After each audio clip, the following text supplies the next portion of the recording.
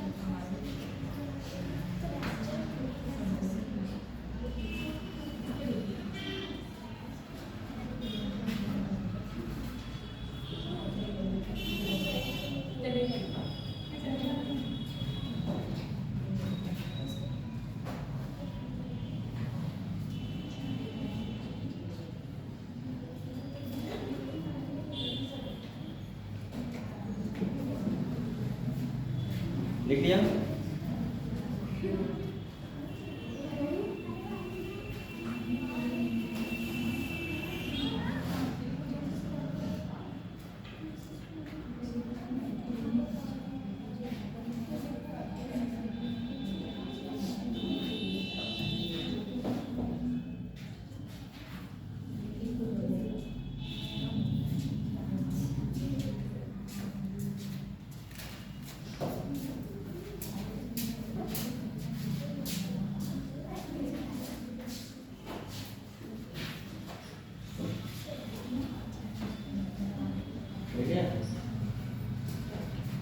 इसे हटा दो। बेटा हम लोग क्या पढ़ेंगे आज? हम लोगों ने चैप्टर स्टार्ट किया है, कौन सा किया है? मॉलिक्यूलर बेसिस ऑफ इनहेरिटेंस, ठीक है। और अगर हम मॉलिक्यूलर ऑफ इनहेरिटेंस की बात करें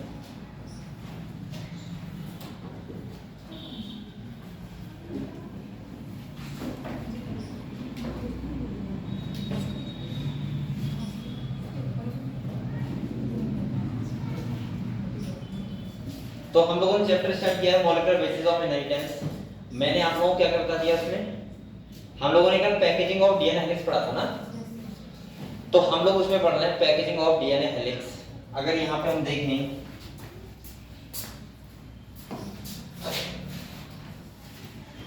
चैप्टर चल रहा है आपका मॉलिक्यूलर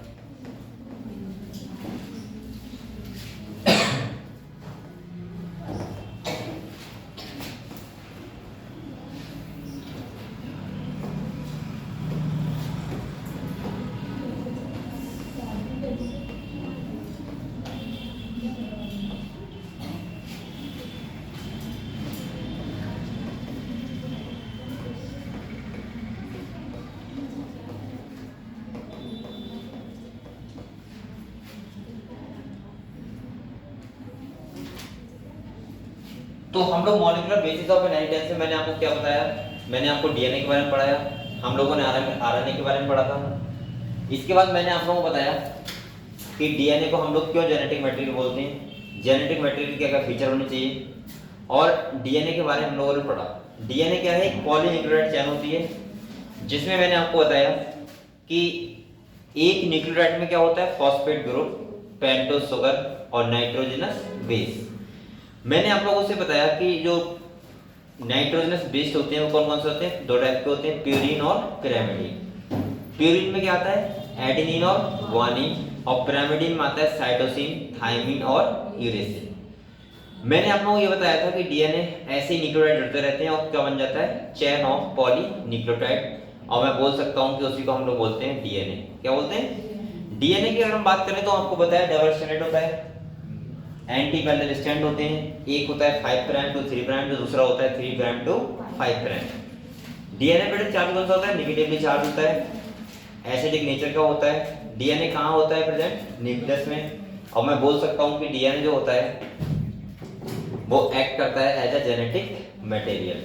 हालांकि मैंने यही बोला था कुछ वायरस वगैरह में आरएनए भी कैसे काम करता है? जेनेटिक मटेरियल की तरह। दूसरा हम लोगों ने मैंने आपको बताया था पैकेजिंग ऑफ डीएनए। बेटा मैंने कहा था यहाँ पे हिस्टोन प्रोटीन होती है, हिस्टोन प्रोटीन के साथ डीएनए क्या होता है? रैप्ड होता है। और कितने बेस पेयर होते हैं एक न्यूक्लियोसोम में? 200।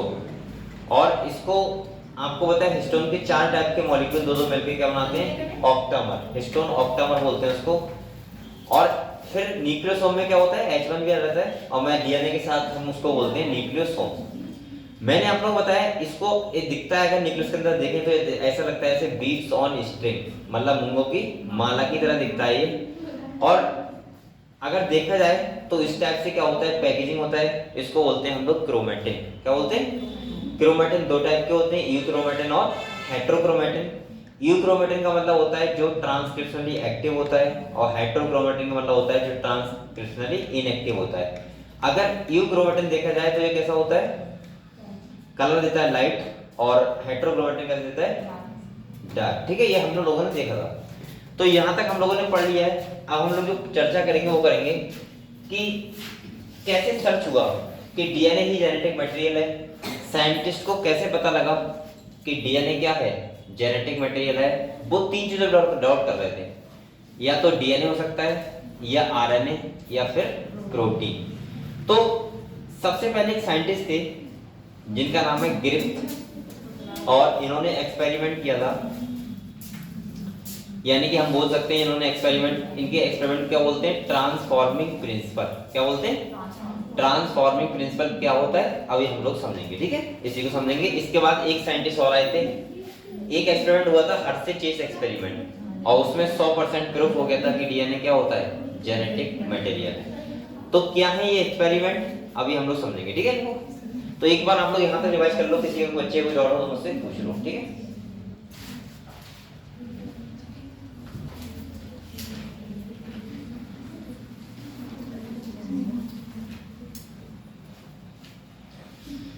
ये बच्चे कहाँ गए? और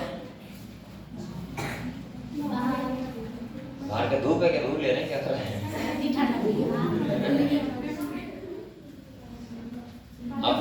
अब ठंड बढ़ रही है ना, तुम लोग नहीं लग रही ठंड? यहाँ लग रही है ना? हाँ, तुमने जैकेट अच्छा पहना है थोड़ा सा। ये जैकेट भी एक साथ दिए थे ना, एक ही दुकान से। आज तो ड्रेस ही किसी में नहीं बोल। सही है। अच्छा आप लोग टेंस हो ना? हाँ टेंस वही लगी रह सकते हैं। हाँ क्या? अच्छा चलो अच्छी बात है। पढ़ाई मेहनत से करो। ठीक है, एक साल डॉक्टर बनो दोनों लोग। आपने वो देखे वो क्या, वो एक और ट्रेन से आपने यूट्यूब पे देखा होगा, क्या बोलते हैं? चिंकी विंकी देखे आप लोगों ने? वो तो बोल भी एक टाइप के थे। जैसे वो कोई शो में आया था, मैंने शो देखा था उन लोगों का, तो कपिल शर्मा ना, हाँ, तो वो कह रहे थे ये चिंकी है मैं मिंकी हूँ। उसने कहा कि तुमने किसने खाया? तो कहता है मैंने खाया। क्या बोला? मैंने खाया इसका पता नहीं था, लेकिन ऐसे करके उन्होंने बहुत देर तक बोला था, तो मैं देखता रहा था काफी। तो आप लोगों को कोई बहुत लोग पहचान नहीं पाते होंगे ना कौन सी हो ना?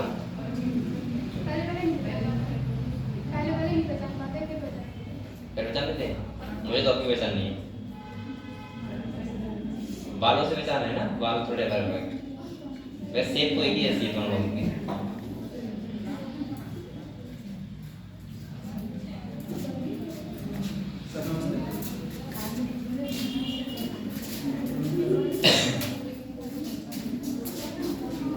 तो बेटा अब हम लोग पढ़ते हैं ग्रिफ्थ एक्सपेरिमेंट। ठीक है, और इसको बोलते हैं हम लोग ट्रांसफॉर्मिंग प्रिंसिपल। क्या बोलते हैं बच्चों? इसको बोलते हैं ट्रांसफॉर्मिंग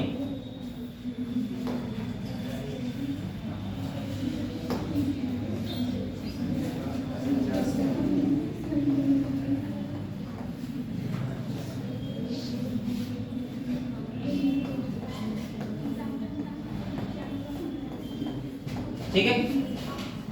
अब बेटा इसे समझ लो पहले एक बार कि ट्रांसफॉर्मिंग प्रिंसिपल ये है क्या, एक साइंटिस्ट थे ग्रिफ्थ। कौन थे बेटा?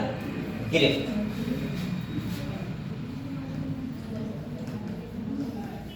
तो ये देखना चाह रहे थे कि जेनेटिक मटेरियल सेल के अंदर क्या होता है, डीएनए होता है, आरएनए होता है या फिर प्रोटीन होता है।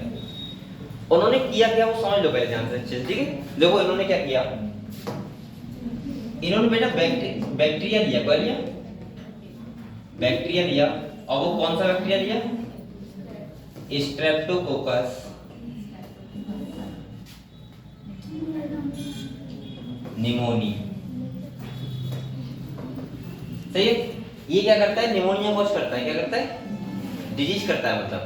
और बेटा इसके इन्होंने 2 स्ट्रेन लिए। कितने स्ट्रेन लिए? 2। एक लिया एस स्ट्रेन और एक लिया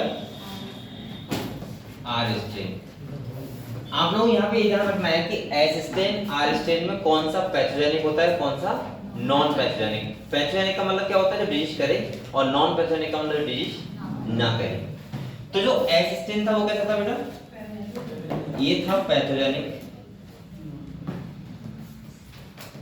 और ये जो आर स्ट्रेन था ये कैसा था? Non pathogenic. अब आप लोग यहाँ पे देखो एक बार, और इन्होंने साथ में क्या लिया? चूहा लिया। क्या लिया बच्चों?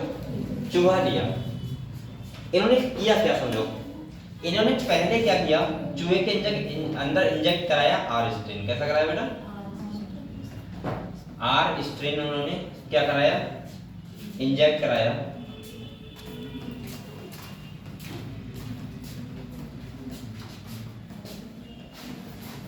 अच्छा पता है माइस और रैट अलग होता है ना। माइस होती है चिड़िया छोटी वाली, और रैट होता है चूहा। और बेटा आप लोग बताओ यहाँ पे चूहा कैसा रहेगा? आर स्ट्रेन कैसा है? नॉन पैथोजेनिक है। तो चूहा कैसा रहेगा? जिंदा। तो मैं ऐसे बोल सकता हूँ माइस कैसा रहा? जिंदा रहा, कोई दिक्कत नहीं है। इन्होंने दूसरा लिया बेटा एस स्ट्रेन। कैसा लिया? और इसे भी इंजेक्ट कराया। और जब इन्होंने इंजेक्ट कराया इसको, तो आपको बताइए पैथोजेनिक होता है, चूहा क्या हो जाएगा? मर जाएगा। तो यहाँ पे माइस क्या होगा? चूहा हो गया मर। तो यहाँ पे कोई दिक्कत नहीं, हमें पता है पैथोजेनिक का चूहा मर जाएगा, नॉन पैथोजेनिक का चूहा नहीं मरेगा। अगली बार इन्होंने क्या किया? इन्होंने जो एस स्ट्रेन पैथोजेनिक है इसको हीट किया। क्या किया बेटा? इसको क्या किया?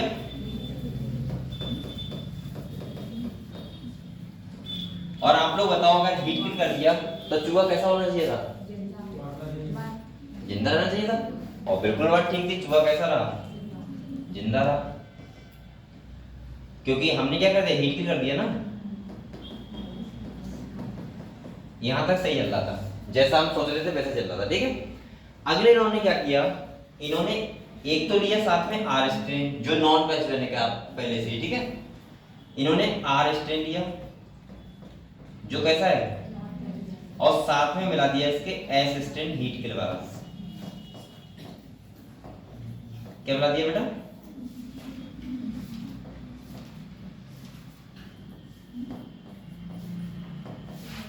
ये कौन सा था? हीट किल वाला। बेटा आप लोग बताओ अगर ये दोनों मिलाएंगे तो ये चूहा कैसा रहना चाहिए था? जिंदा। क्योंकि ये हीट किल है और ये कैसा है? Non pathogenic. लेकिन चूहा क्या हो गया? मर गया। समझ गए? अब इनके दिमाग में आया चूहा मरा क्यों? क्योंकि इन्होंने तो एक तो लिया था हीट किल वाला और एक कौन सा लिया था? आर स्ट्रेन जो है नॉन पैथोजेनिक। तो इसका मतलब चूहा जिंदा रहना चाहिए, लेकिन चूहा क्या हुआ? मर गया। इसका मतलब ये हुआ बेटा, इन्होंने ये बताया कि कुछ ना कुछ आपको हमको तो पता है ना कि बैक्टीरिया क्या करते हैं? डीएनए ट्रांसफर करते हैं। क्या करते हैं? DNA transfer. तो इसका मतलब ये था बेटा कि ये जो वाला है ये नॉन पैथोजेनिक, इसने इसके अंदर कुछ ट्रांसफर किया और इसे कैसा बना दिया? पैथोजेनिक। तो डिजीज इसने नहीं की, किसने की? इसने, एज स्ट्रेन ने। और ये ट्रांसफर क्या किया? साइंटिस्ट को नहीं पता था। हालांकि इसीलिए इसको बोलते हैं ट्रांसफॉर्मिंग प्रिंसिपल, कि यहाँ पे एसिस्टेंट ने क्या ट्रांसफर किया, समझ गए? इसीलिए इसको बोलते हैं हम लोग ट्रांसफॉर्मिंग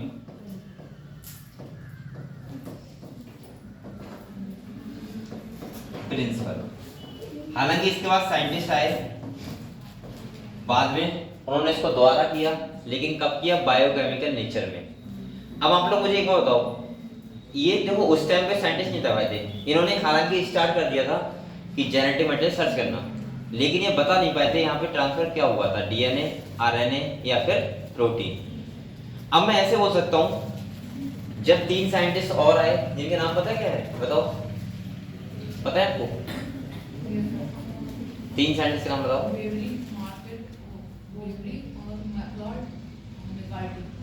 मैककार्टी, मैकमिलन और एवेरी, ठीक है, ये 3 साइंटिस्ट थे जिन्होंने बेटा यूज क्या किया यहाँ पे बायोकेमिकल नेचर।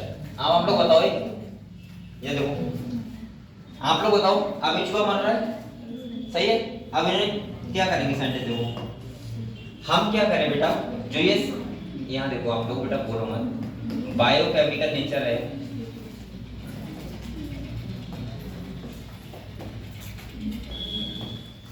मैं ऐसे बोल सकता हूं, एक तो है कौन सा, आर स्ट्रेन, और साथ में क्या है, एस स्ट्रेन है, लेकिन वो कैसा है,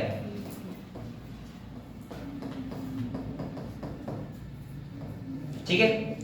अगर ये इसके हिसाब से तो चूहा कैसा रहना चाहिए था, जिंदा, लेकिन चूहा क्या हो रहा है, मर रहा है। इसका मतलब ये है कि ये इसको क्या बना रहा है, पैथोजन। और पैथोजेनिक किससे बना रहा है, जो चीज ट्रांसफर कर रहा है, साइंटिस्ट ने कहा वही होगा जेनेटिक मटेरियल। तो अब इन्होंने क्या किया, बायोकेमिकल नेचर देखो क्या किया बेटा, इन्होंने ये किया यहाँ पे, इन्होंने 3 एंजाइम, इन देखो साइंटिस्ट को 3 चीजों से शक था, या तो डीएनए पे, या आरएनए पे, या फिर प्रोटीन पे। तो इन्होंने 3 एंजाइम पहले लिए, एक लिया डीएनए, कौन सा लिया, एक आरएनए और एक लिया प्रोटीन। ये आपको पता होगा डीएनए क्या करता है, डीएनए को डिस्ट्रॉय करता है, आरएनए क्या करता है, आरएनए को करता है, और प्रोटीन किसको करता है, प्रोटीन को। ये डीएनए को करता है डाइजेस्ट, ये आरएनए को करता है, और ये किसको करता है, प्रोटीन को। अब आप लोग ध्यान समझना है, ये देखो, पहले इन्होंने एक सॉल्यूशन प्रोटीन मिलाया, यानी कि यहां क्या मिला दिया, प्रोटीएज, और इन्होंने देखा तो चूहा क्या हो रहा था, फ्री मर रहा था। इसका मतलब ये समझ गए कि प्रोटीन तो ट्रांसफॉर्म नहीं हो रही है, यानी कि प्रोटीन जेनेटिक मटेरियल नहीं है। इसके बाद अगली बार उन्होंने क्या मिलाया, आरएनए मिलाया, और चूहा फिर भी क्या हो गया, मर गया, क्योंकि आरएनए भी जेनेटिक मटेरियल नहीं था। अच्छा, आरएनए खत्म करेगा ना, डीएनए खत्म कर देगा, तो चूहा तब भी मर जाएगा। लेकिन जब इन्होंने सॉल्यूशन में किसको मिलाया, डीएनए को, तो उसने डीएनए को डिस्ट्रॉय कर दिया, खत्म कर दिया, और ट्रांसफॉर्म कुछ हो नहीं पाया, तो ये वाला पैथोजेनिक नहीं बन पाया, और चूहा कैसा रहा, जिंदा। इसका मतलब ये हुआ कि हमें पता लग गया कि डीएनए ही क्या, ये डीएनए ट्रांसफर कर रहा है, इसका मतलब डीएनए क्या है, जेनेटिक मटेरियल। हालांकि 100% प्रूफ नहीं हुआ था, जो नेक्स्ट 100% प्रूफ हुआ था वो किया था हर्शे एंड चेस, जो हम पढ़ते हैं हर्शे चेस एक्सपेरिमेंट, उसने किया था। हालांकि यहाँ से थोड़ा सा ये पता लग गया था कि डीएनए क्या है, जेनेटिक मटेरियल। समझ गए बेटा? तो कोई लिखेगा इसको क्या, लिखा है? हालांकि किताब में आपको लिखा होगा, तो कुछ भी लिखना है आपको तो लिख जल्दी लिख दो।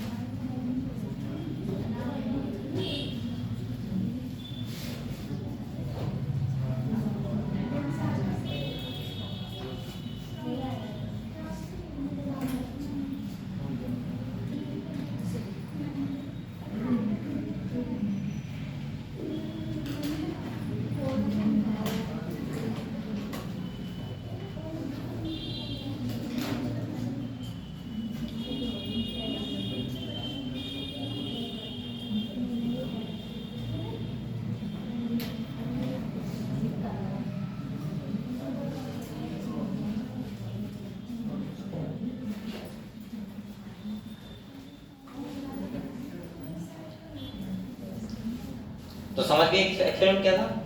इसको बोलते हैं ट्रांसफॉर्मिंग प्रिंसिपल, ठीक है। और ये किसने किया था बेटा? साइंटिस्ट ग्रिफ्स ने।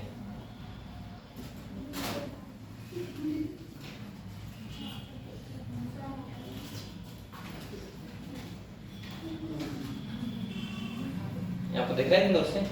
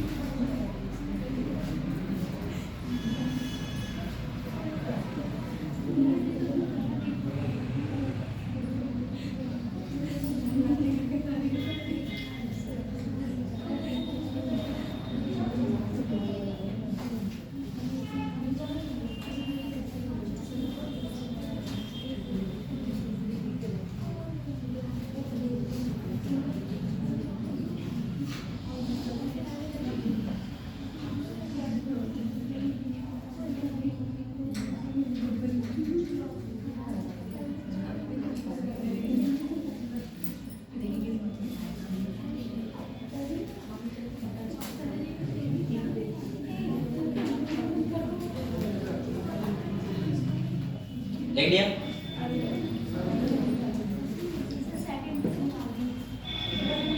अगला पेज ये वाला लिख दिया सबने? चलो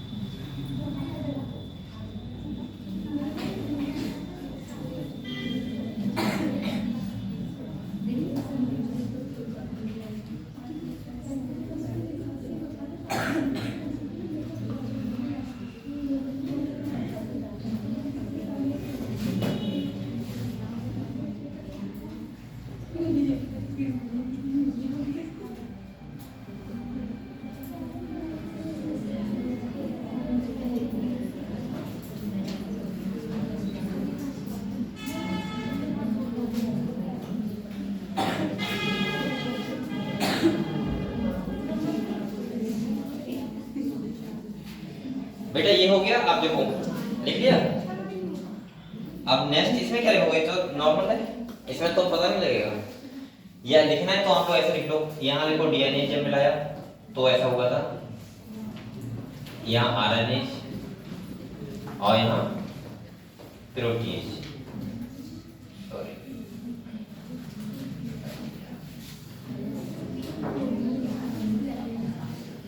देखो यहाँ मिलाया प्रोटीएज,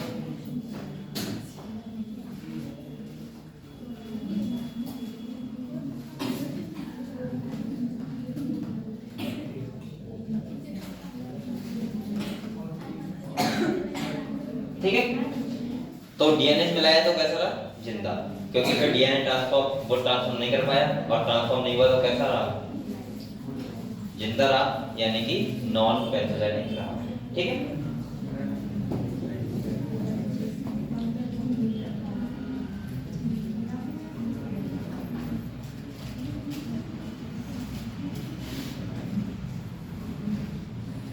और आप लोग मेहनत कर रहे हो, कल संडे है ना।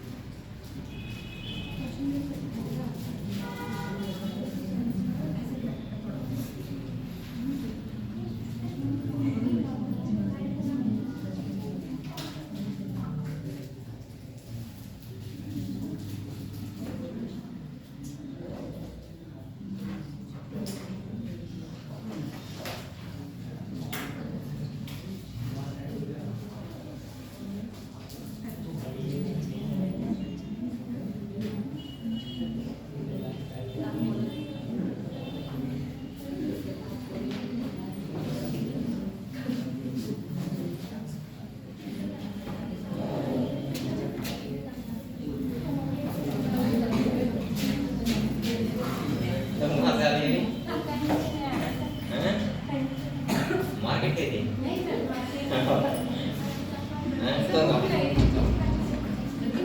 भूख लगी थी, चीज खाने, चलो वही चीज खा लियो।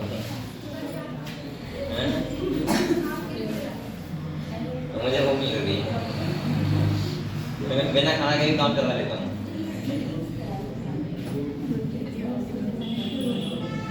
अब बेटा हम लोग चलो हम लोग अब नेक्स्ट एक्सपेरिमेंट देखते हैं, कौन सा? हर्शे एंड चेस एक्सपेरिमेंट, ठीक है। ये डाल दो, लिख रहा है तो चलो चीज खाओ तुम। अब कैसे बैठी चीज खा लो है।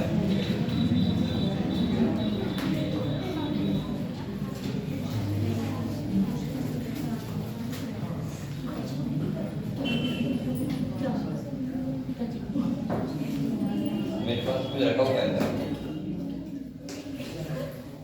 मूंगफली नहीं है।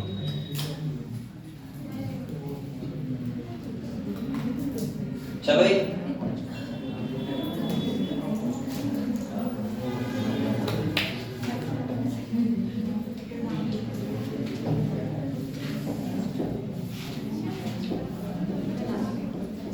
अब आते हैं नेक्स्ट एक्सपेरिमेंट पे।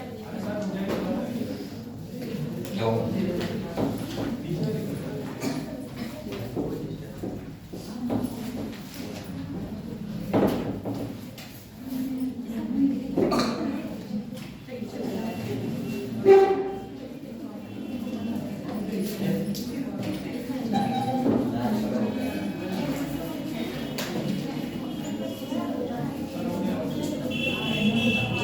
बेटा बोलो मत आप लोग, अब इधर देखो और ध्यान से।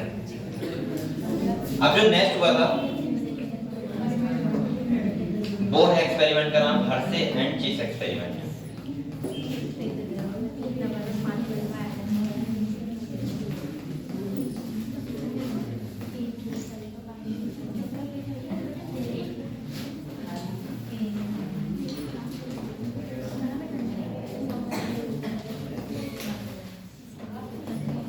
यहाँ देखो बेटा, अब बोलो मत। इस एक्सपेरिमेंट ने 100% प्रूव किया था कि डीएनए क्या होता है, जेनेटिक मटेरियल। ठीक है, कैसे किया था देखो, इन्होंने क्या किया बेटा, इन्होंने 2 बैक्टीरियोफेज लिए। क्या लिए? बैक्टीरियोफेज लिए। आप लोग बैक्टीरियोफेज जानते हो क्या होता है? वायरस होता है जो बैक्टीरिया को इन्फेक्ट करता है। और आपको पता है गंगा के पानी में क्या पाया जाता है? ये बैक्टीरियोफेज ही पाया जाता है। इसीलिए गंगा का पानी क्या नहीं होता है? बेकार नहीं होता है।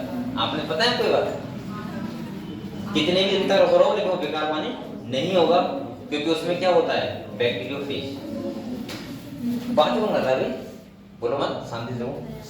यहाँ पे बोल सकता हूँ, एक तो इन्होंने ये ले लिया,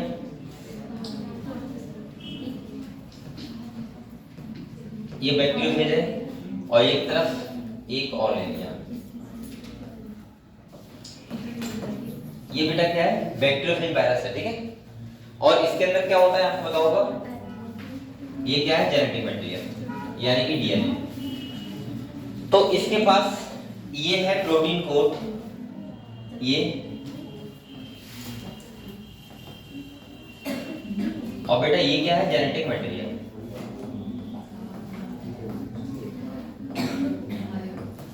ठीक है, ये जेनेटिक मटेरियल है, ये क्या है? Protein code. यहां पे उन्होंने किया क्या, आपको पता होगा, यहां से क्वेश्चन आता है, ध्यान सुनो। ये आपको पता होगा प्रोटीन के पास क्या होता है? सल्फर होता है, और प्रोटीन कोड किससे बना है? प्रोटीन से। और डीएनए के पास क्या होता है? फॉस्फेट। ये तो पता है आपको। तो ऐसे मैं बोल सकता हूं, यानी कि फास्फोरस होता है डीएनए के पास, और प्रोटीन के पास क्या होता है? सल्फर। इन्होंने क्या किया, एक केस में जैसे इसमें ले लिया प्रोटीन कोड और इसको लेबल कर दिया सल्फर 35 आइसोटोप वाले रेडियो एक्टिव से। ठीक है, ये क्या है? रेडियो एक्टिव है, यानी कि रेडियो एक्टिव सल्फर है।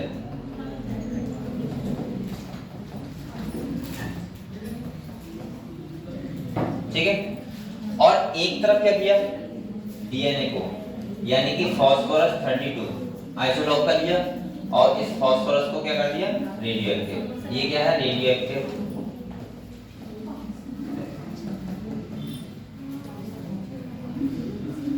फास्फोरस।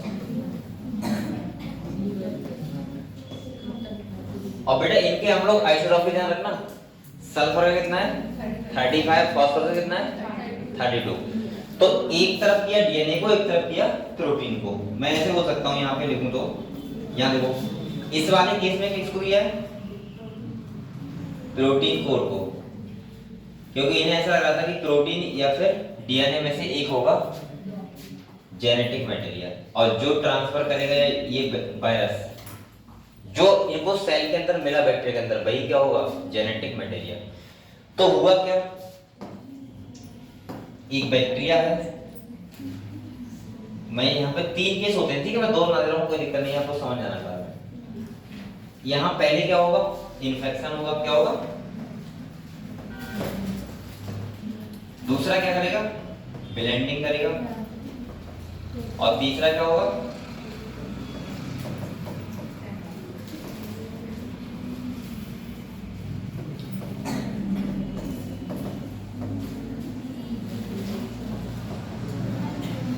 पहला, दूसरा, तीसरा।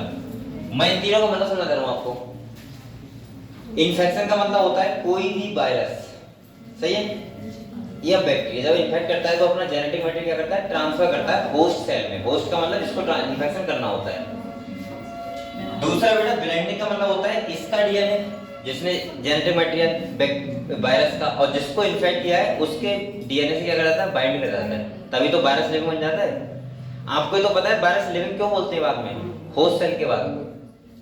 अगर वायरस है वो आउटसाइड द होस्ट सेल है, मतलब हमारी लिविंग बॉडी से बाहर है, तो वो कैसा होता है? Non living. लेकिन किसी भी बॉडी में जाने के बाद वो लिविंग कैसे हो जाता है? क्या वो चलने फिरने लगता है? नहीं, उसका जेनेटिक मटेरियल रेप्लिकेट होने लगता है, क्योंकि हमारा हो रहा है, हमारे साथ उसका भी होता है। और वही तो किसी की लिविंग कंडीशन होती है, जब किसी का जेनेटिक मटेरियल क्या करने लगे? रेप्लिकेट। और बेटा यही तो करता है, ये ब्लेंडिंग करता है। और तीसरा क्या कह रहा है? सेंट्रीफ्यूगेशन का मतलब होता है हम जेनेटिक मटेरियल को सेल से निकालने की टेक्निक को बोलते हैं सेंट्रीफ्यूगेशन। तो देखो, अब बेटा आप लोग बताओ, आपको तो पता है ना कि वायरस क्या भेजेगा, जेनेटिक डीएनए भेजेगा। तो यहाँ पे अब इसने देखो, इसने क्या किया, यहाँ पे इसको भेज दिया, इसके पास पहले से डीएनए था एक तो, और इसका प्रोटीन कोड कहाँ रहेगा, बाहर, क्योंकि ये नहीं आता है। और मैं ऐसे बोल सकता हूँ ये ब्लेंडिंग कर गया और उसके बाद हमने निकाला। तो आप लोग खुद बताना,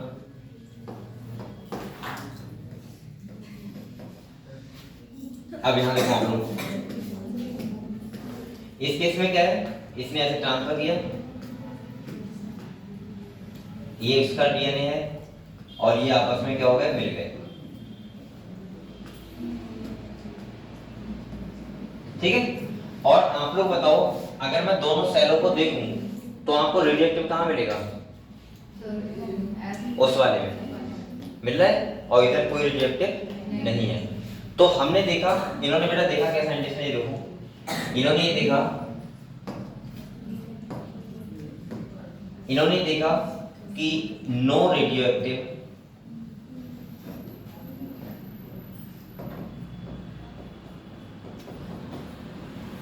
सल्फर, इन्हें यहाँ पे सेल में सल्फर कोई रेडियोएक्टिव नहीं मिला, क्योंकि इन्हें वे तो बाहर आया ना, और यहाँ पे हम ये रेडियोएक्टिव फॉस्फोरस डिटेक्ट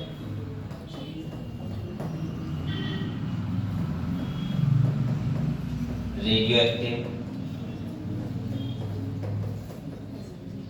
फॉस्फोरस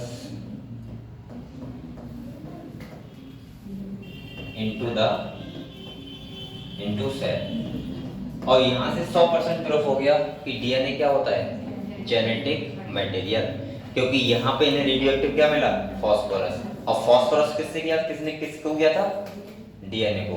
और इसका मतलब ये है कि डीएनए ही क्या होता है, जेनेटिक मटेरियल। तो ऐसे 100% प्रूफ हो गया था कि डीएनए क्या है, जेनेटिक मटेरियल। तो ये एक्सपेरिमेंट था हर्शी एंड चेस एक्सपेरिमेंट। लिखना लिख लो।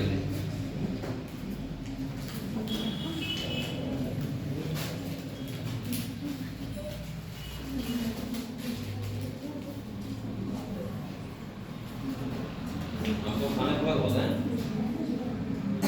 पढ़ेंगे।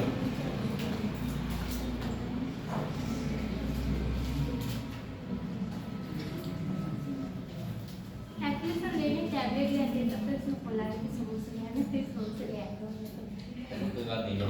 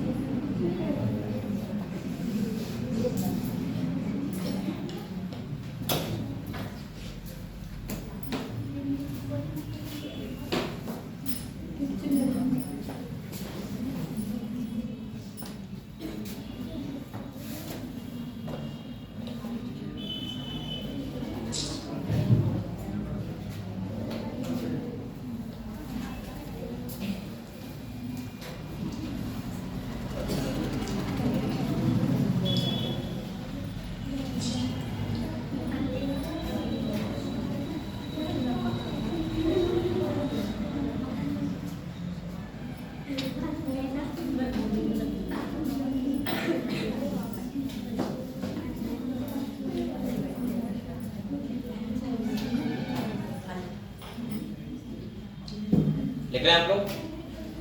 लिख रहे हो? देखो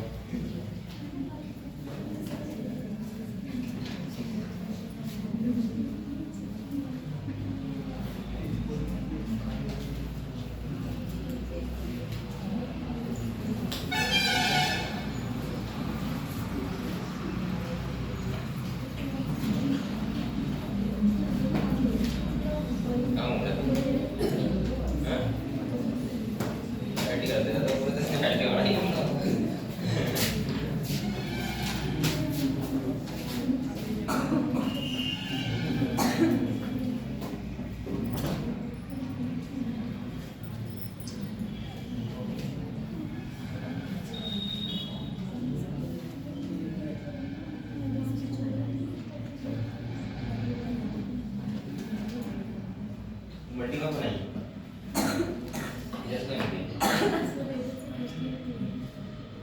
उधर बच्चे के रेट पर और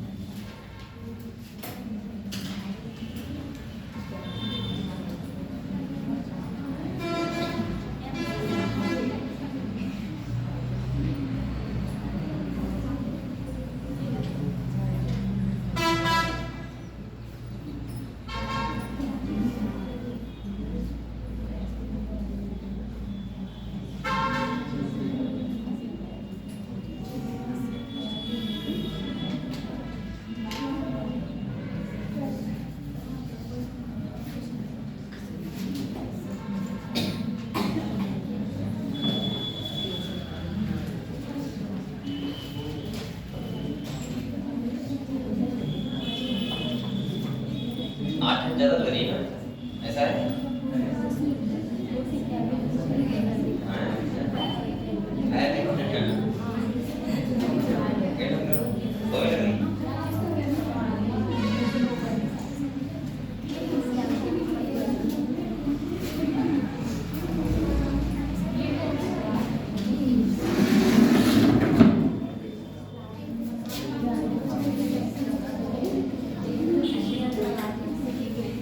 देखिए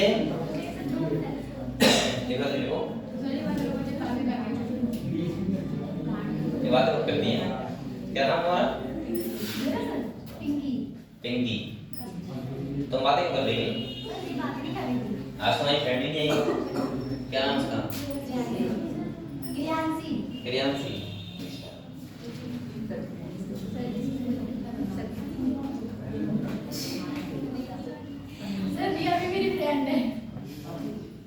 फ्रेंड तुम्हारे सभी हैं यहाँ फ्रेंड। नहीं वो पूछ रही थी कि मैं कौन हूँ इसलिए मैंने बता दिया। अच्छा तुमने अपना नाम बताया तो मैंने बता दिया।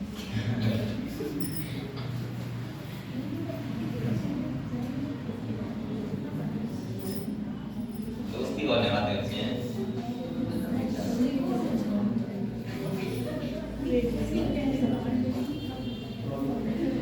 मुझे लगा पता लग गया ना कौन इसका फ्रेंड है। नहीं है, साथ साथ बैठे हैं फ्रेंड है। क्या बात है इसमें? ये तीनों साथ बैठे हैं। तुम तीनों एक गांव से थे क्या? और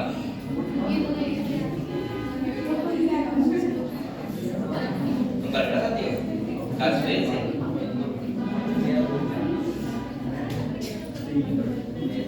तेरा तो फ्रेंड नहीं है। तो बनाने की करो, बनाने किसी को बनाने किसी को बनाने इसको आप बता दें मैं बना दे रहा हूँ।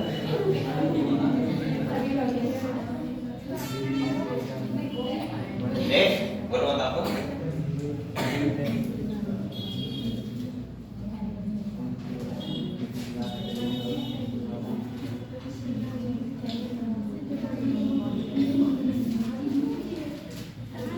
बेटा तो किताब पढ़े हम लोग, अगर आपने लिख लिया होगा लिख लिया।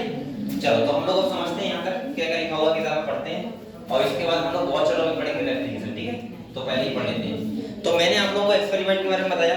मैंने कहा पहले हुआ था कौन सा एक्सपेरिमेंट, ट्रांसफॉर्मिंग प्रिंसिपल्स, सही है। और उसके बाद क्या हुआ, हर्शे एंड चेस एक्सपेरिमेंट, जहां पे बैक्टीरियोफेज वायरस थे और हमने यहाँ पे देखा रेडियो एक्टिव फास्फोरस और रेडियो एक्टिव सल्फर का यूज किया। आप ध्यान रखना बेटा, कई बार आइसोटोप पूछ चुके हैं इनके कि फास्फोरस कितना दिया था और सल्फर का कितना दिया था। एक बात और ध्यान रखो, ऐसे ध्यान रखना आप, चाहे सल्फर होता है जो लग रहा है 5 लिखा हुआ है ना, तो 35 होता है इसका, और जो बचा वो कैसा होता है 32। जो एस होता है सल्फर, ये 5 की तरह नहीं लग रहा है, तो कंफ्यूजन तो हमको 35 और 32 में होता है ना, तो 5 की तरह लग रहा है सल्फर, तो यानी कि यहाँ लिख क्या दिया है 35 दिया है, एस लग रहा है तो, और पी बचा वो ऐसा भी लगता हो, क्या दिक्कत है 32 बचा, ठीक है। चलो बच्चे कंफ्यूज आते हैं ना, एस के पास 35 था या पी के पास 32 था, सही, तो ध्यान रखना है। चलो निकालो कुछ किताब।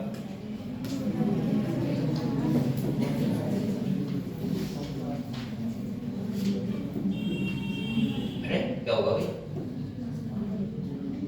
वेट हो गया क्या? हैं?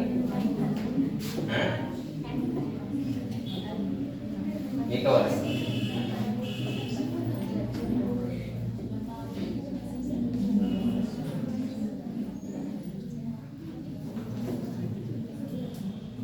प्रेशर कहाँ है यहाँ पे?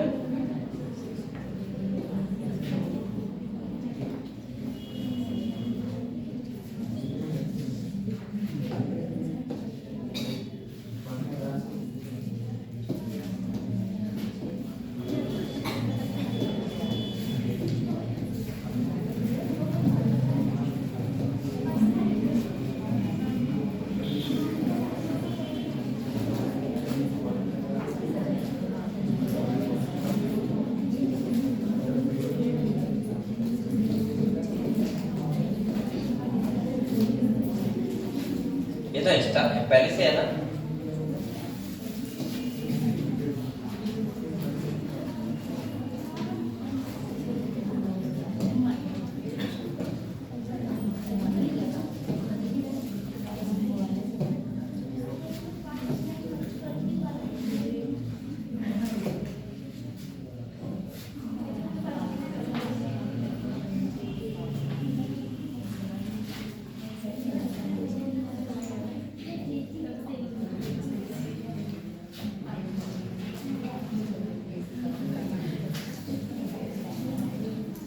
क्या होगा भाई? पूछो।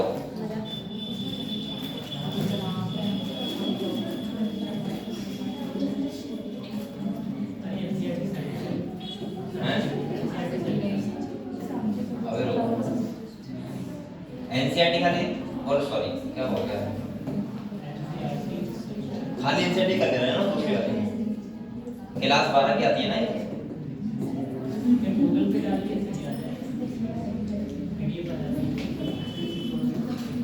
आप तो जाएगी लेकिन एक बार कर ले रहे हैं ये वाली ना। अरे यार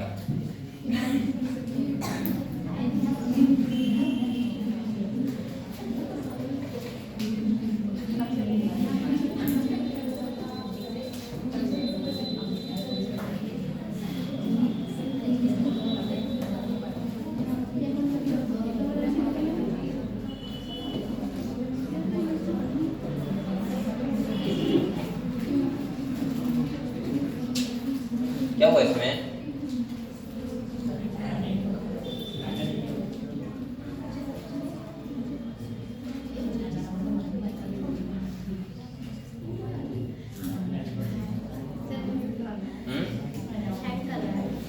हैंग नहीं कर रहा है।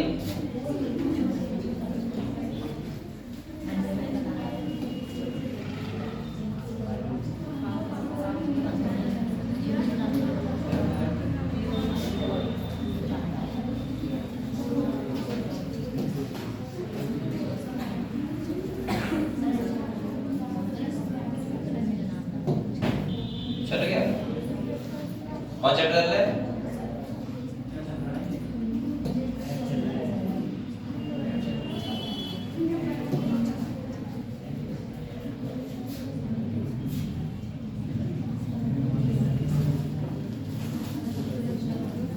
खुला कैसे है अभी, क्या है? चल ठीक है, दिख रहा है ना आपको? ठीक, हम लोगों ने पैकेजिंग पढ़ लिया था, अब हम पढ़ेंगे सर्च फॉर जेनेटिक मटेरियल। और सबसे पहला जो एक्सपेरिमेंट है वो कौन सा है बेटा? Transforming principle. ठीक है, तो देखो इसमें सही है, चलो ये बात सही है। यहाँ देखो ट्रांसफॉर्मिंग प्रिंसिपल में क्या कह रहा है समझो। लोग कह रहे हैं इन 1928 एक साइंटिस्ट थे ग्रिफिथ। कौन थे बेटा? क्या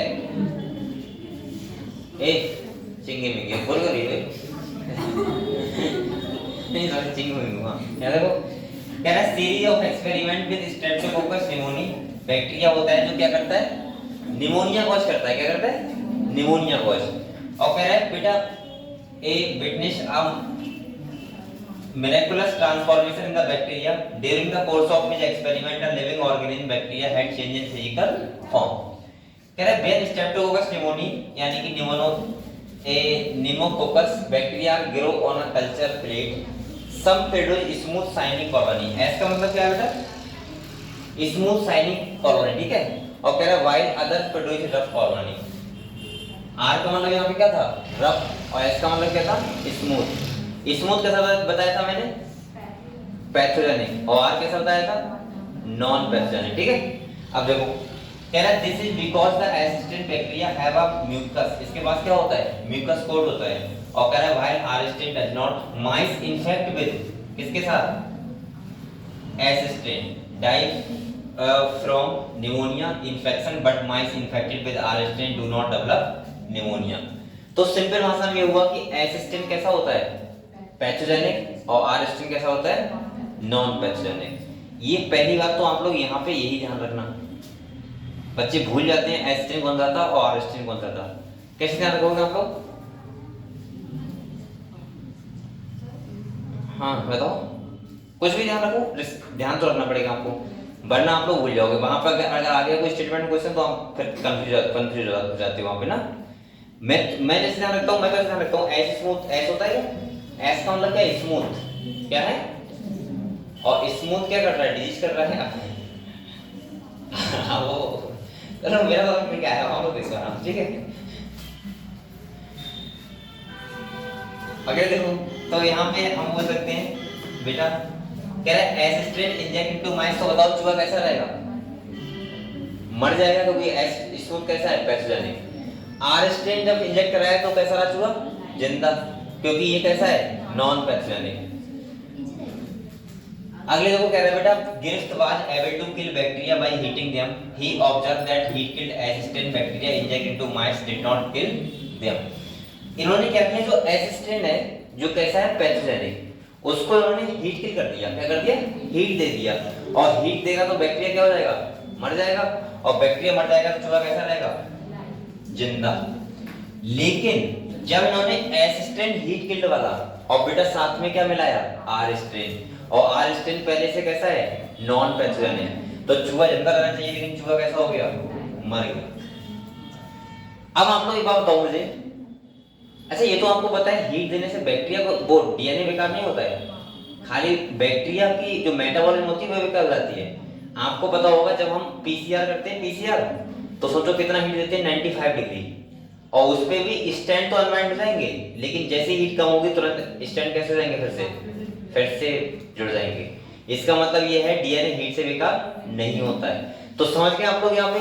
तो इसका मतलब हीट तो दिया लेकिन डीएनए यहाँ पे बेकार नहीं हुआ, और इसीलिए नॉन पैथोजेनिक थे वो कैसे हो गए?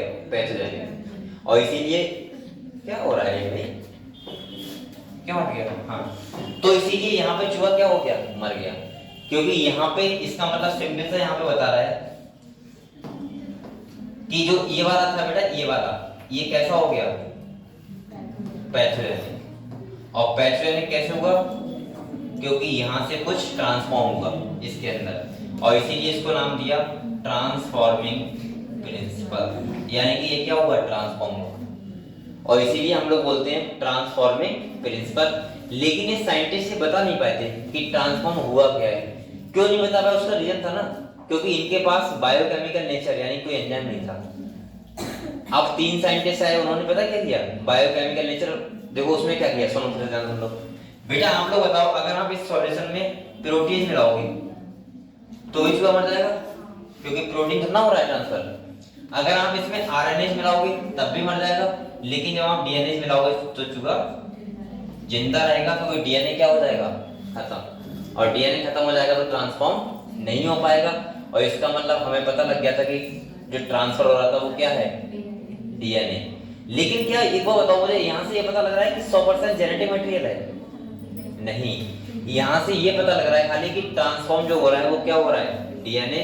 इसका मतलब ये पता लगा कि एक एनिमल दूसरे एनिमल में क्या ट्रांसफर करता है, डीएनए। तो अनुमान लगा लिया था कि डीएनए क्या होता है, जेनेटिक मटेरियल। तो देखो अगले एक हुआ था, देखो क्या कह रहा है, कह रहा है injected a mixture of heat killed S strain S and live R strain, the mice क्या हुआ, मर गया। और कह रहा है moreover the he recovered living S bacteria from the dead mice. कह रहा है he concluded that the R strain bacteria had somehow been transformed by the heat killed S strain bacteria. Some transforming principle transfer from the heat killed S strain had enabled the R strain to synthesize a smooth polysaccharide coat. देखा है, इसका मतलब ये simple सा कह रहा है कि उसको पेनिसिलिन बनाने के लिए वो बना सकता है पेनिसिलिन, कौन सा, हीट किल वाला, क्योंकि उसका डीएनए ट्रांसफॉर्म हो जाएगा।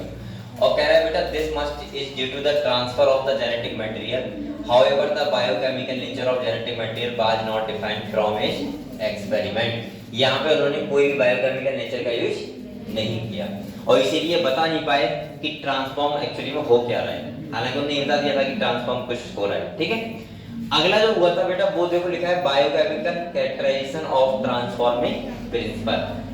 आप लोगों को तीन साइंटिस्ट के नाम याद रखने हैं, मैक्लियोन और मैकार्टी और एवेरी। तो ये मैकार्टी हो गए और ये मैक्लियोन हो गए और ये मैक्लियोन हो गए, और तीसरे कौन से कहां गए, ये है एवेरी।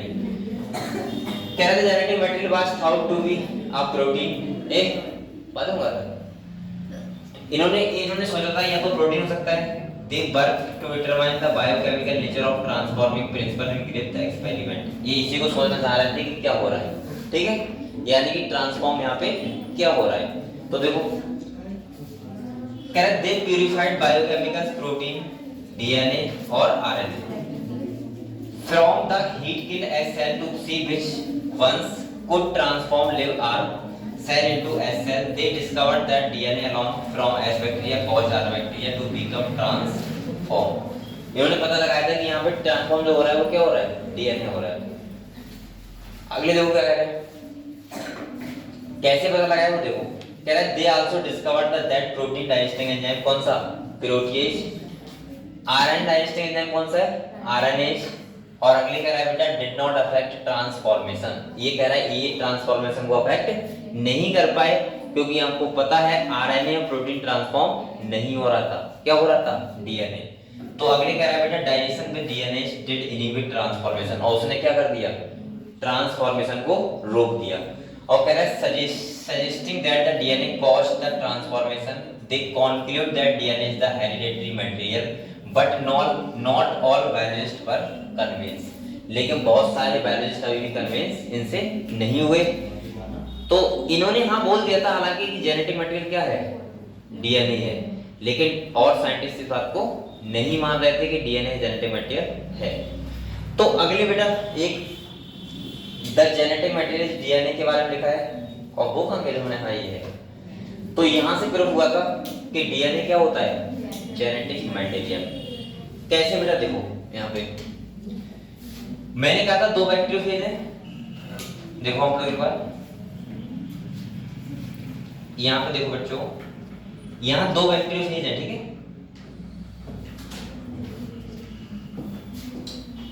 एक ये वाला है और एक कौन सा है, ये वाला। ये बैक्टीरियोफेज वायरस होता है जो बैक्टीरिया को क्या करता है, इन्फेक्ट करता है, ठीक है। ये अलग केस बता रहा हूँ, दूसरा एक्सपेरिमेंट ये किया था दूसरे साइंटिस्ट ने। इन्होंने क्या किया, यहाँ पे देखो इसको प्रोटीन कोड को ले लिया, सल्फर 35 से लेवल कर दिया प्रोटीन कैप्सूल को, और यहाँ रेडियो एक्टिव बना दिया, फास्फोरस को किससे कर दिया, डीएनए को। मतलब एक में डीएनए ले लिया, एक में क्या ले लिया, प्रोटीन। अब जो सेल के अंदर मिलेगा रेडियो एक्टिव वही क्या होगा, जेनेटिक मटेरियल। अगर आप लोग बताओ सेल के अंदर अगर रेडियो एक्टिव सल्फर मिलता तो क्या होता जेनेटिक मटेरियल? प्रोटीन। और सेल के अंदर अगर मिलता क्या? फास्फोरस, तो क्या होगा? डीएनए। क्योंकि डीएनए के पास फास्फोरस होता है, प्रोटीन के पास क्या होता है? सल्फर। समझ गए आप लोग? आइसोटोप आपको इनके ध्यान रखने हैं। और ये एक्सपेरिमेंट कई बार पूछे चुके हैं, एक बार नहीं हर बार क्वेश्चन आता है यहाँ से। पहला बेटा क्या करेगा? ये इंफेक्शन करेगा, क्या करेगा? और अपना जेनेटिक मटेरियल क्या करेगा? ट्रांसफॉर्म। फिर दूसरा क्या करेगा? ब्लेंडिंग का मतलब होता है जोड़ना, ब्लेंड करना। और तीसरा क्या होता है? सेंट्रीफ्यूगेशन मतलब होता है टेक्निक होती है इसके द्वारा आप डीएनए क्या करते हैं? सेल से बाहर निकालते हैं। तो देखो बेटा यहाँ पे बताओ आप लोग, ये देखो आप लोग बताओ क्या यहाँ पे सेल के अंदर सल्फर मिलेगा? नहीं, क्योंकि यहाँ क्या, यहाँ किसको गया है? प्रोटीन कोड को। अब सेल के अंदर प्रोटीन नहीं गया है, वो बाहर रहा है। तो यहाँ देखो पहला लाइन लिखा है no radioactive sulphur detect in the cell, और कह रहा है radioactive sulphur detect in supernatant का मतलब है जो बाहर बचा, वो जो बाहर बचा था उसमें हमें मिला। और दूसरे केस में देखो सेल के अंदर क्या मिला इनको? देखो radioactive phosphorus detect in the cell, और कह रहा है no radioactive detect in supernatant, यानी कि जो बचा हुआ है उसमें कोई रेडियो एक्टिव हमें नहीं मिला। इसका मतलब 100% हो गया। अब आप लोग बताओ बेटा, अगर इन्हें सेल के अंदर फास्फोरस मिला और फास्फोरस को हमने लेबल किससे किया था? डीएनए को, तो इसका मतलब यही तो हुआ कि डीएनए क्या है? डीएनए है जेनेटिक मटेरियल, और ये 100% प्रूफ हो गया कि डीएनए ही है जेनेटिक मटेरियल। समझ गए आप लोग? तो यहाँ से पता लगा कि डीएनए क्या होता है? Genetic material. और आपको पता होगा, मैं आपको यही तो बताता हूँ, एक सेल से दूसरे सेल में जाता है वो क्या होता है? Genetic material. और जेनेटिक मटेरियल तो ट्रांसफॉर्म होता है एक सेल दूसरे सेल में। भाई हम लोग सेल डिवीजन पढ़ते हैं तो आपको पता होगा कि मैं कभी ये बात करता हूँ कि माइटोकॉन्ड्रिया का नंबर कितना आया, लेकिन मैं डीएनए की पूरी एक्यूरेसी की बात करता हूँ 100% बिल्कुल। कितने क्रोमोसोम जाने, हैप्लॉइड सेल बनेगा, डिप्लॉइड बनेगा, डीएनए कंटेंट क्या रहेगा, क्योंकि डीएनए ही तो होता है कंट्रोलर ऑफ द सेल। और सारे ऑर्गेनेल्स बन सकते हैं, लेकिन डीएनए अगर एक बार थोड़ा सा भी म्यूटेशन हो गया तो पूरा हमारा बॉडी क्या होगा? अफेक्ट हो सकता है, यानी कि फिनोटाइप हमारा पूरा चेंज हो सकता है। सही है? तो पढ़ने से तो पढ़ते रहो बेटा। यहाँ देखो, यहाँ ये कह रहा है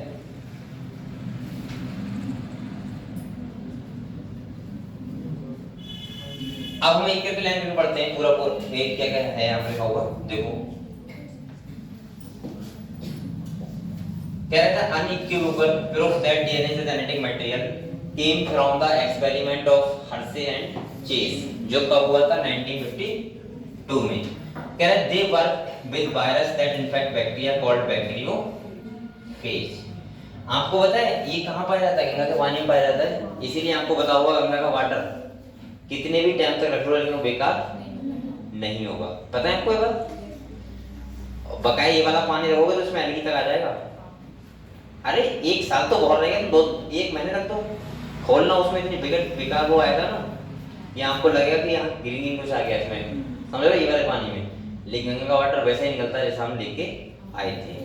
इसीलिए यही रीजन है बेटा, गंगा के पानी में एक बार नहाना भी चाहिए साल में, पाप नहीं धुलते हैं, स्किन की डिजीज सही रहती है। अगर आपकी स्किन की कोई डिजीज है जिसमें बैक्टीरियल डिजीज वगैरह है तो क्या हो जाएंगे? ठीक। और आप लोगों को गंगा का पानी न जा सको तो घर पे रखा होता है, हर 7-8 दिन में एक बार बाल्टी में डाला, 1-2-3 ढक्कन और नहा लिया। इसका भी एक अपना अलग फायदा होता है, क्योंकि उसमें बहुत सारे क्या होंगे? बैक्टीरियोफेज। समझ गए? तो अगर किसी को स्किन डिजीज हो, है किसी को यहाँ पे? नहीं है ना? तो ठीक, अच्छी बात है। और अगर हो तो 2-4 बार गंगा का पानी से नहा के देखना, हो सकता है सही हो जाए। सही है? चल देखो अब ये बात ये भी अजीब है कि गंगा के पानी में ही क्यों है, ये भी तो बात है ना? ये तो नदी वाली इसमें तो नहीं है, तो ऐसा हो सकता है जहां से गंगा जी निकल रही है तो वहां पे कुछ ऐसा हो, तो कुछ तो होता है तभी तो ऐसा बोलते हैं। अब गंगा को पवित्र नदी हो सकता है इसी वजह से मानते हो, है ना? तो यही रीजन होगा। वैसे तो क्या बोलते हैं, कहां से निकलती है गंगा? गंगोत्री, गौमूत्र, गंगोत्री क्या कर रहे हो? अच्छा गंगोत्री, सॉरी दूसरा नहीं, उससे पहले कैसे वो क्या बोलते थे, कहां से निकलते हैं? शंकर जी की जटाओं से। है ना? हैं? गंगा कहाँ से? और मैं बात किसी कर रहा हूँ, मैं टाइम नहीं बात कर रहा हूँ, मैं कर रहा हूँ। और गंगोत्री से कौन है?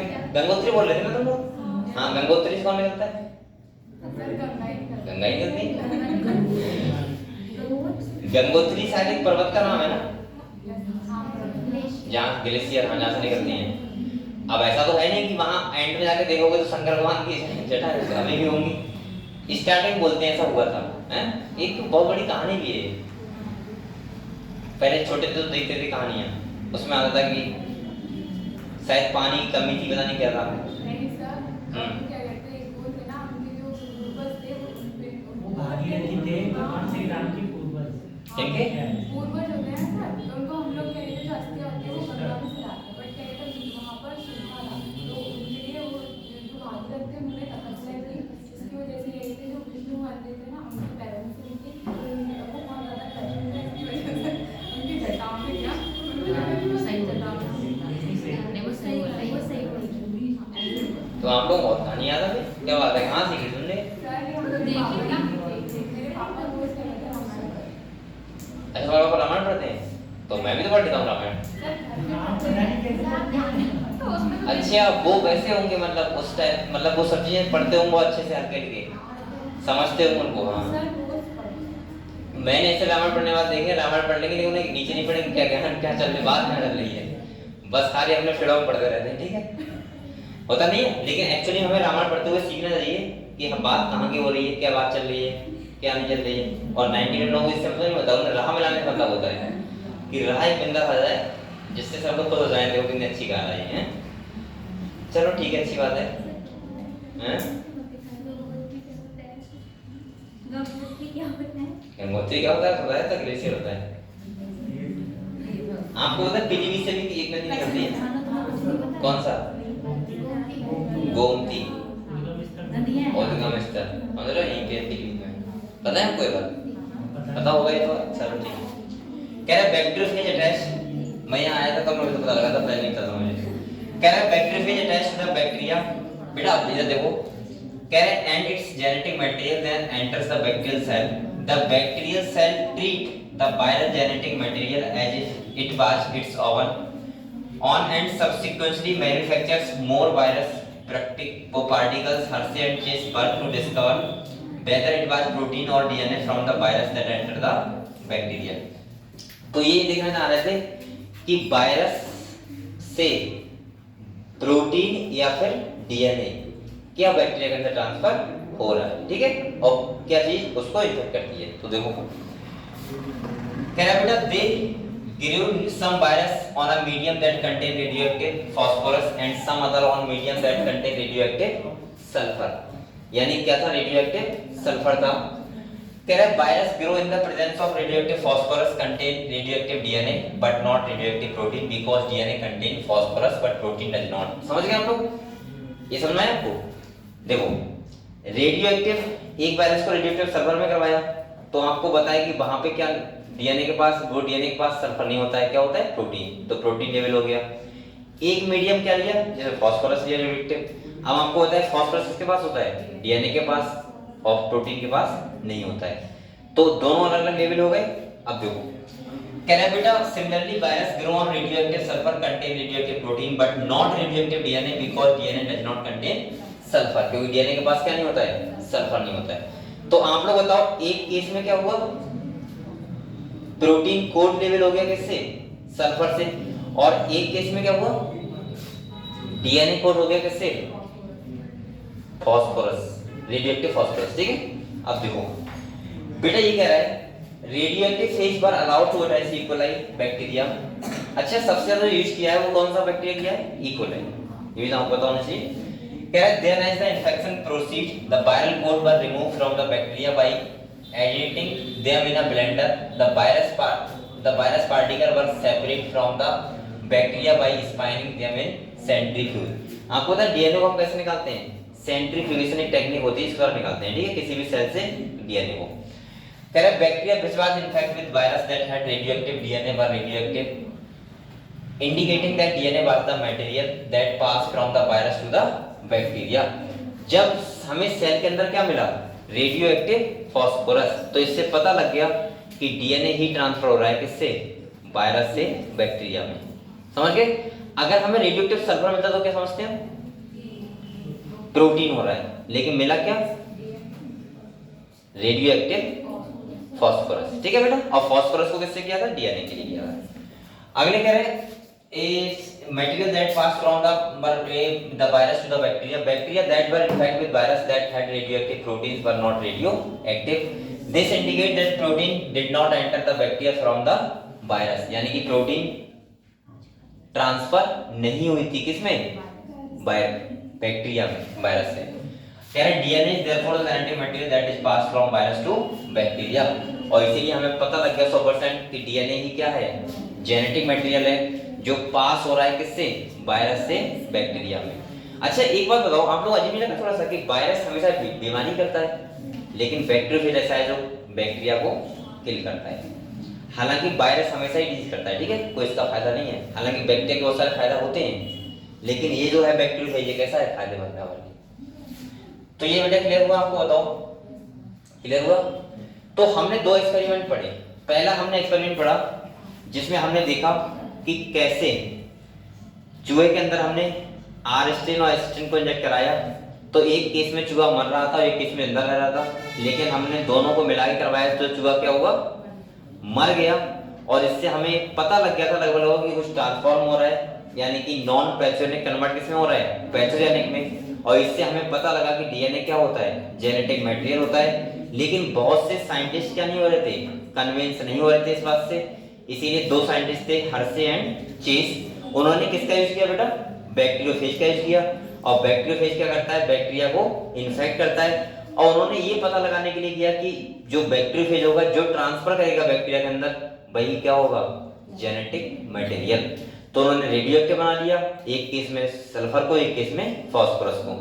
फास्फोरस को किसके लिए बनाया, डीएनए, क्योंकि डीएनए के पास क्या होता है, फॉस्फेट ग्रुप होता है ना, फास्फोरस होता है, और प्रोटीन के पास क्या होता है, सल्फर होता है।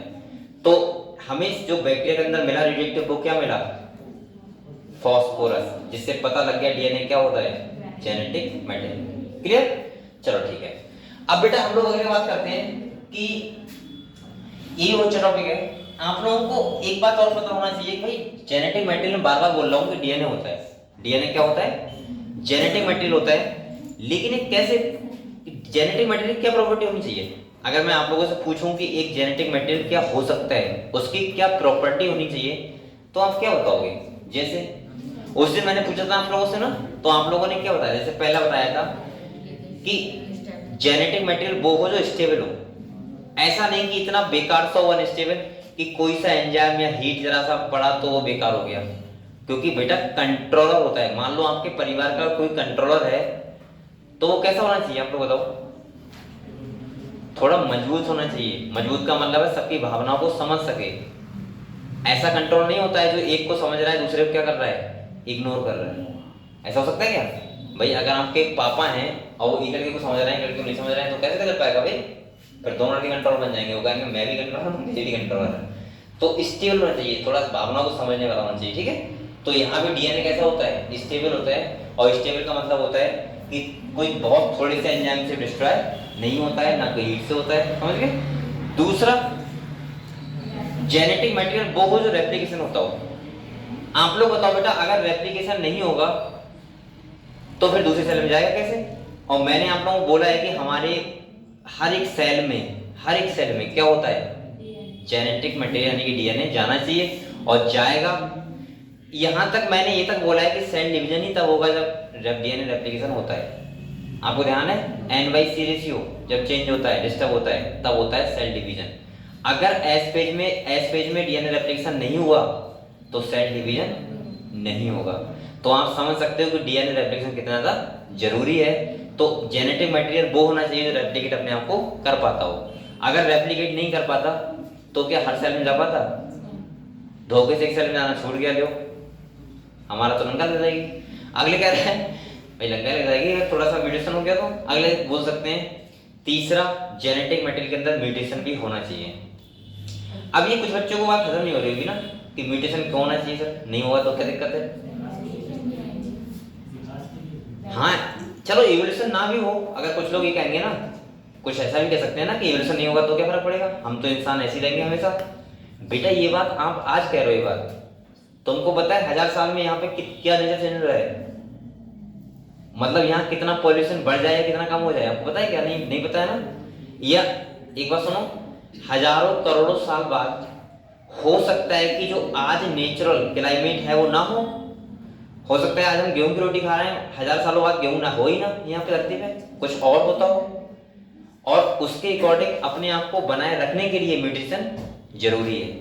म्यूटेशन का मतलब होता है स्लोली चेंजमेंट, हल्के हल्के हमारी बॉडी में क्या आते हैं, चेंजमेंट आते हैं जो हमको पता नहीं लगते हैं। आप लोग बताओ, अगर बंदर से हम इंसान बने, अगर हमारे अंदर इवोल्यूशन नहीं होता तो क्या हम इंसान बन पाते?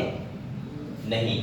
और मैं आपको एक बार बताऊं, आपको पता नहीं है हमसे ज्यादा धरती पे डायनासोर रह चुके हैं अभी तक, हमसे ज्यादा। सोचो इतना टाइम पीरियड डायनासोर का रह चुका है धरती पे, तो आपको पता नहीं है कि आप कब खत्म हो जाओगे, या कब यहाँ पे सब एकदम एक्सीडेंट हो जाएगा, पूरा खत्म हो जाएगा, हमारी स्पीशीज कब खत्म हो जाएगा, पता है कि हमको नहीं पता है ना। जब तक देखो भाई, जब तक नेचर हमें सपोर्ट कर रहा है तब चल रहे हैं, जिस दिन नेचर सपोर्ट करना बंद कर दिया, खत्म कहानी में वहीं पे। भाई तुम्हारे हाथ में क्या है? तो डायनासोर कोई कम थोड़ा थे यहाँ पे, उनका पूरा एक पीरियड, पूरा एक जो हम पढ़ते हैं जुरासिक, ट्राइसिक, क्रीटेशियस, वो पूरा उनका एक, मैं बोल सकता हूँ एक एरा रह चुका है, समझ रहे हो? और हम तो अभी एक पीरियड में चल रहे हैं, होलोसीन हमारा वो बॉक्स है उसमें हम चल रहे हैं। और दूसरा अगर हम देखें तो जो डायनासोर थे उनके पूरे एरा बीत चुका है और वो भी खत्म हो गया बिल्कुल। तो और डायनासोर छोटे मोटे नहीं थे बेटा, 20 फीट छोटे बड़े थे, ऐसा भी नहीं कि चींटी साइज के होंगे, 20 फीट बड़े। तो इसका मतलब ये हुआ होगा कहीं ना कहीं, मैं तो ये मान सकता हूँ, पहली बात उनमें भी इवोल्यूशन हुआ होगा, ये बात तो ठीक है, कोई भी लिविंग होता है उसमें वेरिएशन आते हैं, लेकिन उनके पास ब्रेन कैपेसिटी इतनी नहीं बड़ी होगी जिससे वो अपने आप को बचा पाते और आप अपने आसपास और स्पीशीज को बचा पाते। हमारे पास एक तुक्के से हमारे साथ क्या हुआ कि हम लोग सेल्फ कॉन्शियस हो गए धरती के धोखे से, और सेल्फ कॉन्शियस हो गए इसीलिए आज हम सर्वाइव कर रहे हैं। क्योंकि अब ये बात सही है कि नेचर हमें सेलेक्ट करता है, लेकिन अब हम भी बहुत ज्यादा नेचर को संभाल लेनी चाहिए। हमें पता है ठंड बढ़ेगी तो हमने कपड़े बना लिए, हमें पता है कि ये फूड नहीं खाना चाहिए और ये खाना चाहिए, हमें पता है कि कौन सी बीमारी की कौन सी दवा होनी चाहिए। और बेटा अगर ये हमारा सेल्फ कॉन्शियस हम नहीं होते और हमारा ब्रेन डेवलप नहीं होता तो हम हजारों साल पहले खत्म हो चुके होते थे। क्योंकि आपको पता है यहाँ पे कितनी सारी डिजीज हैं, कितनी सारी चीजें, समझ रहे हो? तो रेप्लिक डीएनए यानी कि जेनेटिक मटेरियल वो हो जो जिसके अंदर क्या होता हो, म्यूटेशन होता हो, समझ गए? तो ऐसी बहुत सारी चीजें, ऐसी डीएनए जेनेटिक मटेरियल वो होना चाहिए जो कैरेक्टर को स्टोर कर सके। क्योंकि हमारे पास डीएनए के पास क्या होते हैं, जीन्स, और जीन्स के पास क्या होता है, एक पता होता है कि इससे कैरेक्टर इन्फ्लुएंस होगा, समझ गए? तो क्या होना चाहिए, समझ क्लियर हुआ बेटा? तो ये बात हम लोग टॉपिक पढ़ते हैं, ये भी बहुत इंपॉर्टेंट है। देखो from the foregoing discussion, it is clear that the debate between proteins, virus, DNA as the genetic material was unequivocally resolved from Hershey-Chase experiment। ये कह रहा है कि Hershey-Chase experiment ने 100% प्रूव कर दिया डीएनए क्या होता है, जेनेटिक मटेरियल होता है। ये सबको पता है जेनेटिक मटेरियल क्या होता है, जो कैरेक्टर को ट्रांसफर करे फ्रॉम पेरेंट टू प्रोजेनी। कह रहे it became an established fact that is a DNA that act as a genetic material. However, it subsequently become clear that in some virus, कुछ virus में ध्यान रखना RNA भी होता है जेनेटिक मटेरियल। तो लिखा है जैसे एग्जांपल बेटा, tobacco mosaic virus, qv bacteriophage, इनके पास क्या होता है, आरएनए। इन दोनों को कर लो, ऐसे क्वेश्चन पूछ सकता है वो कि बताओ टीएमबी के पास, ऐसे पूछता है, कई बार ऐसे पूछता है कि बताओ आरएनए वायरस कौन सा है, ऑप्शन दे देगा, 2-3 वायरस के नाम आपसे पूछेगा। तो टीएमबी टोबैको मोज़ेक वायरस, और कौन सा बेटा, क्यूवी बैक्टीरियोफेज, ये दोनों कैसे हैं, आरएनए वायरस, ठीक है? अगली क्या है, answer to some of the questions such as why DNA is a predominant genetic material where RNA performance dynamic function of messenger and adapter has to be found the difference between chemical structure of the two nucleic acid molecule. यहाँ पे कहना चाह रहा है बेटा कि RNA का काम ये, अगर डीएनए जेनेटिक मटेरियल है तो आरएनए भी तो उस काम करता है हमारी बॉडी में। आरएनए किसका काम करता है? मैसेंजर का। एडेप्टर मतलब अमीनो एसिड को ढूंढ के लेके आता है। ये कहानी आपको समझ में आएगी। अब हम नेक्स्ट टॉपिक पढ़ेंगे रेप्लिकेशन, ट्रांसक्रिप्शन और ट्रांसलेशन। इस चैप्टर का जो मेन पार्ट है, बोलो मेन पार्ट है, वो तो स्टार्ट होगा मंडे से, जिसमें पहला होगा रेप्लिकेशन, दूसरा होगा ट्रांसक्रिप्शन और तीसरा होगा ट्रांसलेशन, जो मेन एरिया है। अभी तो हम लोगों ने खाली चीजों को समझा है कि डीएनए क्या है, डीएनए कैसे प्रूफ हुआ जेनेटिक मटेरियल है, सही है, पैकेजिंग डीएनए कैसे होती है। अभी तो हम स्टार्टिंग पढ़ रहे हैं चैप्टर की। तो अगले कह रहा है बेटा, अच्छा ये बताओ, अगर मैं आपसे ये कहूं कि डीएनए आरएनए में डिफरेंस क्या होते हैं तो आप बता पाओगे? कितने बच्चे यहाँ पे कोई 5 डिफरेंस बता सकते हैं मुझे डीएनए और आरएनए? चलो 2 डिफरेंस कौन बता सकता है डीएनए और आरएनए में? हाँ चलो एक बार बोलो, तुम बताओ। हाँ बताओ डॉक्टर। हाँ बताओ। डीएनए सर डीऑक्सीराइबोन्यूक्लिक एसिड होता है। अरे डीएनए नहीं होता है, डीएनए का नाम होता है भाई, ऐसे बोलो। मतलब नाइट्रोजन का तो डीऑक्सीराइबोन्यूक्लिक एसिड होता है। डीएनए से बोलो, डीएनए का फुल फॉर्म होता है, सही है। आरएनए का तो क्या होती है? Ribonucleic acid. हाँ चलो एक डिफरेंस हो गया। दूसरा बताओ। हैं? आप लोग डीएनए आरएनए में अंतर नहीं पता है? सर आप डिफरेंट पूछ रहे हैं।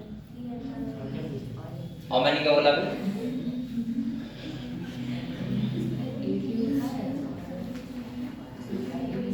चलो तुम बताओ प्रिय। उसमें डीएनए में क्या बोलते हैं, होता है थायमिन होता है और इसमें यूरेसिल होता है। हाँ बिल्कुल ठीक है, ये भी डिफरेंस है एक। और बताओ एक डिफरेंस और बताओ।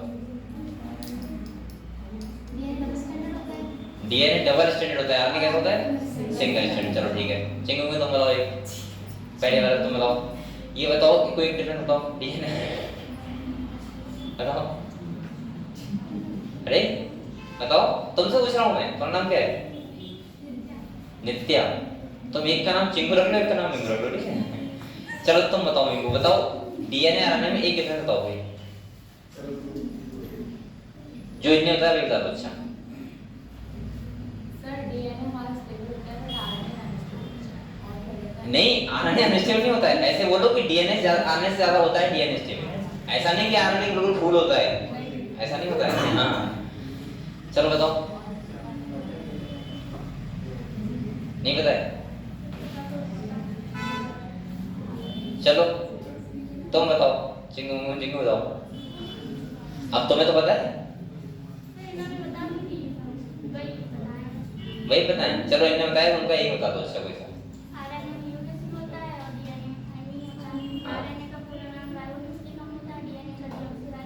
हाँ सही है।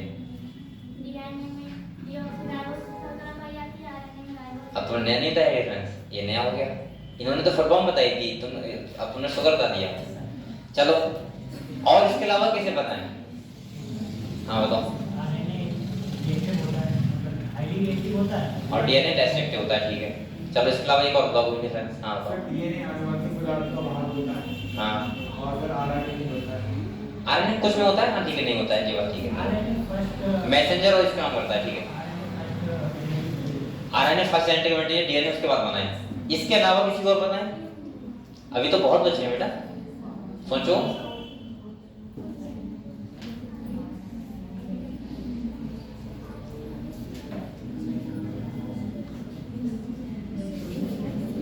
चलो तुम बताओ, एक ही बताना फिर।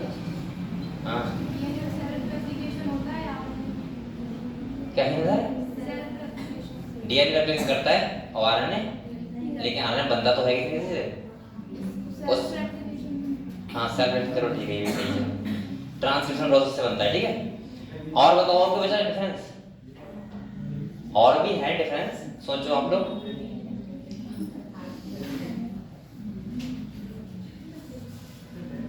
सब नहीं बताओ, तुम बताओ। चलो नहीं देख बताओ। डीएनए आरएनए को एक डिफरेंस और बताओ।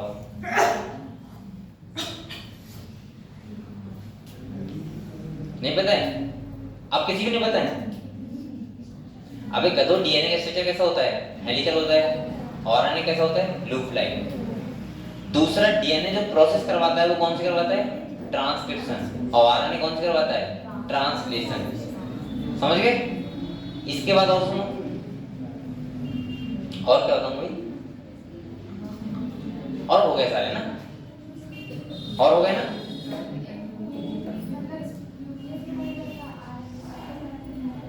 हाँ ये भी ठीक है। डीएनए कहाँ होता है? न्यूक्लियस में होता है। और आरएनए कहाँ होता है? साइटोप्लाज्म। ठीक है, और बताओ, ढूंढो और बताओ। डीएनए माइटोकॉन्ड्रिया में होता है। हाँ ठीक बात है। अदर ऑर्गन आरएनए न्यूक्लियस में होता है। हाँ ये भी चलो सही कह रहे हो तुम। डीएनए होता है माइटोकॉन्ड्रिया में होता है, प्रोटोप्लाज्म में होता है। ठीक है, चलो काफी डिफरेंस हो गए, इतने पूछ नहीं जाएंगे, लेकिन आप लोग इतने ध्यान रखिए। ठीक है, सही है। अब बेटा यहाँ पे देखो क्या कह रहा है, यहाँ पे देखो एक कह रहा है a molecule that can act as genetic material must fulfil the following criteria. क्या क्या होने चाहिए? देखो पहला कह रहा है it should be able to generate its replica, यानी कि डीएनए के पास रेप्लिकेशन करने की कैपेबिलिटी होनी चाहिए। अगर नहीं होगी तो आप लोग बताओ डीएनए अमाउंट अपना डबल कैसे करेगा? नहीं कर पाएगा ना। दूसरा कह रहा है it should be stable chemically and structurally. DNA कैसा होना चाहिए? डीएनए नहीं बोल रहा, ये कहना चाह रहा है जो भी जेनेटिक मटेरियल हो कैसा हो? स्टेबल हो। तीसरा कह रहा है it should provide the scope for sudden change. इसमें म्यूटेशन भी होना चाहिए जिससे क्या हो सके?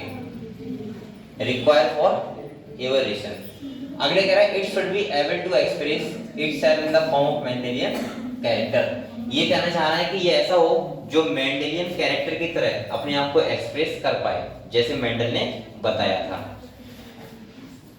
अब देखो यहां तक देख लो, कह रहा है if one examines each requirement one by one because of rules of base pairing and complementary both the nucleic acid DNA and RNA. ये तो आपको पता होगा डीएनए और आरएनए कॉम्प्लीमेंट्री बेस पे काम करते हैं। कह रहे have the ability to direct their replication.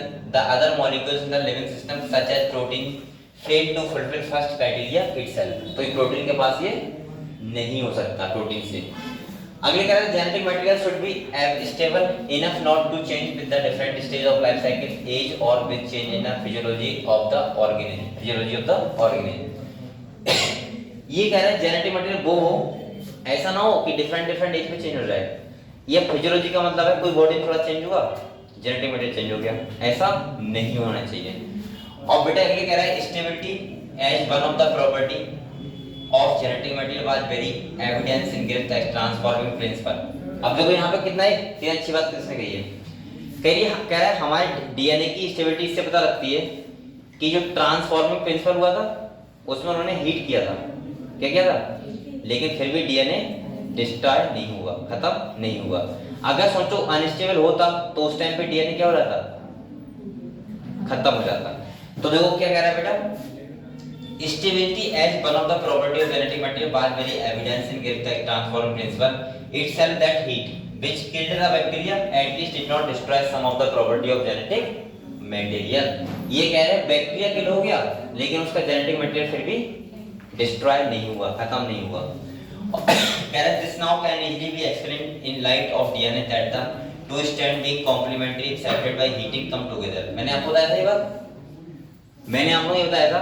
हम पीसीआर करते हैं, पीसीआर उसमें जब हीट देते हैं तो उसके स्टैंड कैसे जाते हैं? अलग अलग। लेकिन जब हीट कम होता है तो फिर से वो क्या हो जाते हैं? हाइब्रिडाइज कर जाते हैं, यानी कि जुड़ जाते हैं। यहाँ तक पढ़ा देना ना। कह रहे हैं when appropriate condition are provided for the 2S group present at every nucleotide in RNA is a reactive group and make RNA a labile and easily degradable। और इसीलिए क्या होता है? डिग्रेड हो जाता है क्योंकि उस पे क्या होता है? 2OH group. अगले कह रहा है ए बेटा RNA is also known to be catalytic hence reactive, therefore DNA chemically is less reactive and structurally more stable। यहाँ बेटा इसका नाम इंपॉर्टेंट है, स्टेटमेंट हो सकता है वो। यहाँ देखो बच्चों, कह रहा है DNA chemically is less active and structurally more stable when compare to RNA. अगर हम ये आरएनए से कंपेयर करें तो डीएनए कैसा होता है? लेस रिएक्टिव लेकिन ज्यादा स्टेबल। अगले क्या है? Therefore among the two nucleic acid the DNA to be better genetic material. तो डीएनए क्या है? बेटर एक जेनेटिक मटेरियल है। चलो इस पर हम लोग कल पढ़ते हैं। कल मैं सबसे इंपॉर्टेंट रोज पढ़ाऊंगा रेप्लिकेशन। कल का मतलब परसों, ठीक है? ठीक है।